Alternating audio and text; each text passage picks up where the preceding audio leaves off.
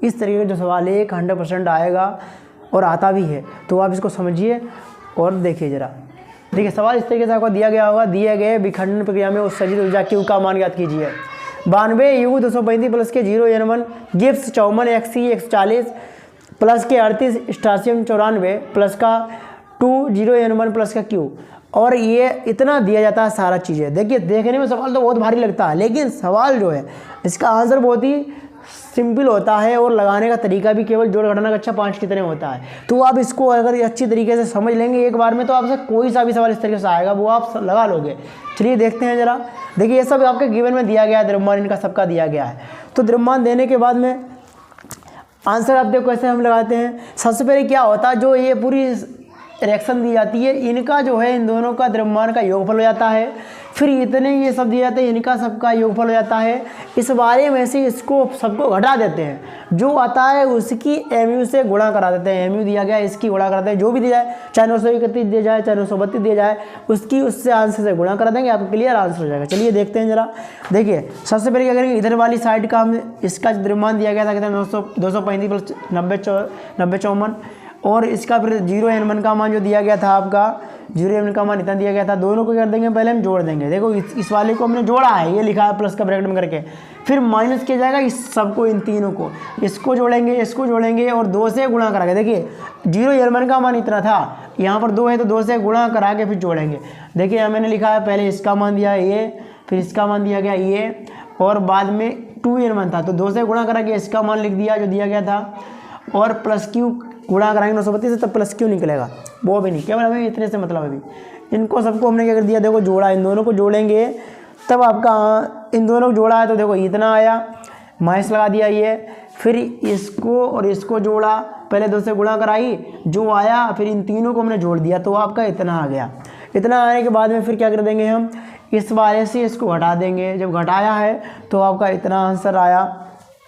इतना आंसर आने के बाद में जो हमारा डेल्टा एम या द्रव्यमान क्षति होती है, इतना निकलने के बाद में हम क्यों निकालेंगे तो 932 से एक, यानी कि एक एम जो था इतना था एम भी, तो इस 932 से गुणा करा दी, इसकी गुणा कराने पर आपका इतना आया। इतना आने के बाद में देखिए हमें 2 अंकों तक लाना है तो इस 9 को काट देंगे, अगले वाले में 1 जुड़ जाता है, तो यानी कि 208.33 एम भी आपका आंसर हो गया। अच्छा मैंने ये 9 को क्यों काटा, क्योंकि 2 तक आंसर लाने में जब 5 से कोई बड़ी संख्या होती है तो इसको जब भी काटते हैं तब अगले वाले में 1 जुड़ जाता है। अगर 5 होगा तब भी काटेंगे 1 जुड़ेगा, अगर 5 से कम होगा तो आगे वाले में नहीं जुड़ता है। तो ये यहाँ पर 9 था, हालांकि शुरुआत से काटें तभी बात वही बढ़ेगी। देखो अगर इसको काटेंगे तो 1 इसमें जुड़ेगा 10 होगा, फिर इसको काटेंगे तो 1 जुड़ेगा इसमें, फिर इसको काटेंगे तब बात है, यानी कि ये जुड़ेगा 1 ही। तो क्यों ना हम सीधे यहाँ से काटें और 1 जोड़ दें। बहुत ही सरल सवाल है, आपका एक बोर्ड परीक्षा में जरूर मिलेगा ये सवाल।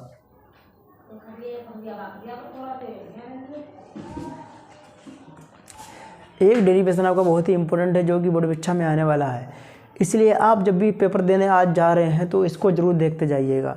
देखिए डेरिवेशन जो दिया गया, क्वांटम मॉडल के आधार पर प्रकाश विद्युत प्रभाव की व्याख्या कीजिए तथा प्रकाश विद्युत समीकरण h म्यू बराबर mv² प्लस के h v0 म्यू नॉट को उत्पादित कीजिए।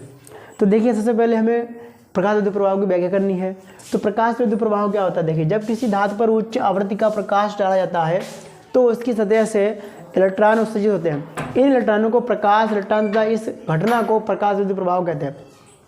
कोई भी फोटॉन है उसको डाला गया धातु के तल पर और ये इससे इलेक्ट्रॉन जो उत्सर्जित हो रहे हैं तो इसको प्रकाश इलेक्ट्रॉन कहेंगे, इस घटना को जो है प्रकाश विद्युत प्रभाव कहेंगे। बहुत ही सिंपल तरीके से धातु का तल होगा, इस पर फोटॉन गिर रहा है, इलेक्ट्रॉन उत्सर्जित हो रहे हैं, तो ये घटना जो है आपकी प्रकाश विद्युत प्रभाव कहलाएगी। फिर देखिए समीकरण आइंस्टीन का प्रकाश विद्युत समीकरण कैसे सिद्ध करेंगे इसको। तो सबसे पहले क्या होता है, गतिज ऊर्जा। देखो गतिज ऊर्जा E के बराबर, यानी कि इलेक्ट्रॉन उत्सर्जित करने काइनेटिक मान होता है गतिज ऊर्जा, इससे मतलब इलेक्ट्रॉन। गतिज ऊर्जा इलेक्ट्रॉन उत्सर्जित होंगे उसमें जो गतिज ऊर्जा होगी बराबर h म्यू माइनस का W, समीकरण 1 बना देंगे इसको, h न्यू माइनस का W समीकरण 1 बना देंगे। और जानते हैं W equal to h nu naught समीकरण 2 हो गई है।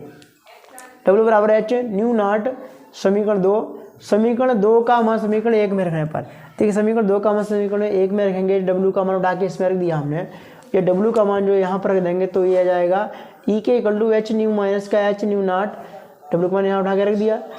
फिर देखिए ई के बराबर इससे एच हमने कॉमन लिया, इन दोनों से एच हमने बाहर कॉमन लिया है, तो बचेगा न्यू माइनस का न्यू नॉट, समीकरण 3 आदि।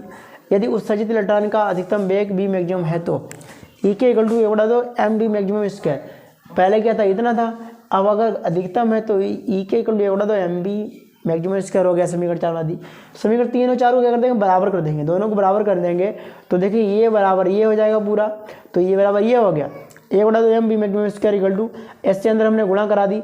देखिए समीकरण आपका यहाँ तक भी आता है सिद्ध करने के लिए, लेकिन पूछा गया आपकी थोड़ा आगे बढ़ा के पूछा गया है, तो क्या कर देंगे इसके अंदर एस से गुणा करा के बाद में हम इसको ले जाएंगे उधर, तो प्लस का हो जाएगा। देखिए ये आ गया प्लस में, सीधे आपका H nu equal to A बड़ा दो M B maximum square equal to H mu naught plus में आ गया, यानी कि ये सिद्ध करने के लिए था, आपका ये सिद्ध हो गया है। इसी तरीके से आपका डेरिवेशन जरूर आता है ये, आप इसको अच्छे से समझ लेना और फिर पेपर देने जाना।